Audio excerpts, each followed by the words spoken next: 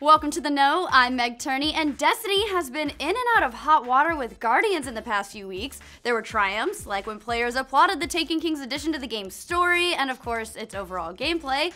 And there were angry grumblings, like when the announcement that microtransactions were coming to the title was finally made.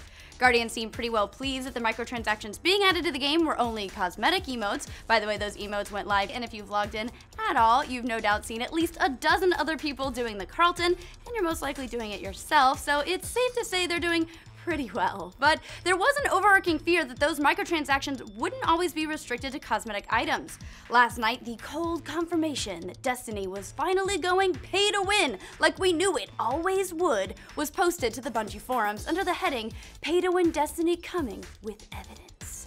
Time to shut it down, right guys? Well, not so fast. The post contained a screenshot from the Eververse Trading Company's return policy page, which highlighted a curious statement that read, "Consumable items are non-returnable." Interesting, considering that the Eververse Trading Company doesn't currently offer any consumable items.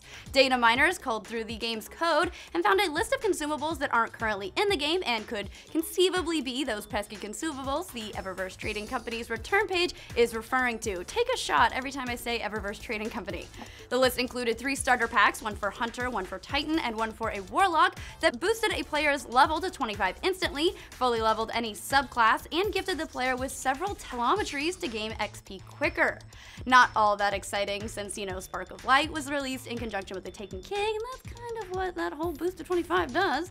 There were also 4 XP buffs that lasted 10 minutes a pop. Again, not all that groundbreaking. We've seen stuff like that before in other games, so what's the controversy? Well, that comes from 3 different types of light that were also discovered that buffed your chances of receiving armor and weapon drops and additional moldering shards during the King's Fall raid. Dun dun dun! Well, Bungie's Luke Smith saved the day and put that fire right out by tweeting, "We aren't, nor are we planning, on selling consumables that buff King's Fall drop rates for silver." He also took to Neogaf to post the Valorous Heuristic Indomitable Light, where 3 of coins-like buffs sold by the speaker for motes and planetary materials. I honestly don't remember exactly what they cost, but it was never silver. I can't keep the entire economy in my head. But for a variety of bug-related reasons, they were removed.